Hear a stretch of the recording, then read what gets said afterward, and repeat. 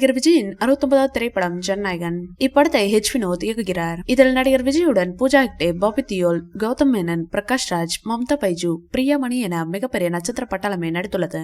இப்படத்திற்கு அனிருத் இசையமைக்கிறார். இப்படத்தை KVN நிறுவனம் தயாரிக்கிறது. இப்படத்தின் இணை தயாரிப்பாளராக ஜெகதீஷ் பழனிசாமி பணியாற்றி வருகிறார். ஜனநாயகன் திரைப்படம் வருகிற 2026ஆம் ஆண்டு பொங்கல் விருந்தாக திரைக்கு வர உள்ளது. தளபதி விஜயின் கடைசி திரைப்படம் என்பதால் இப்படத்திற்கு ரசிகர்கள் மத்தியில் நாளுக்கு நாள் எதிர்பார்ப்பு அதிகரித்துள்ளது. இப்படத்தின் படப்பிடிப்பு தற்போது இறுதி கட்டத்தை எட்டியுள்ளது. தளபதி விஜய் நடிக்கும் காட்சிகளின் படப்பிடிப்பு இன்னும் ஓரிரு நாட்களில் முடிவுக்கு வர உள்ளது. எஞ்சியுள்ள படப்பிடிப்பையும் இம்மாத இறுதிக்குள் நடத்தி முடிக்க திட்டமிட்டுள்ளனர். ஜனநாயகன் படத்தின் படப்பிடிப்பு முடியும் முன்னரே அதன் ப்ரீ ரிலீஸ் பிசினஸ் சூடுபிடித்துள்ளது. அதன்படி இப்படத்தின் OTT உரிமையை அமேசான் பிரைம் நிறுவனம் 121 கோடிக்கு வாங்கியுள்ளதாக கூறப்படுகிறது. அது மட்டுமின்றி இப்படத்திற்காக நடிகர் விஜய் ரூபாய் 275 கோடி சம்பளமாக வாங்கியுள்ளாராம். தமிழ் சினிமா வரலாற்றில் அதிக சம்பளம் வாங்கும் நடிகராகவும் தளபதி விஜய் திகழ்கிறார்.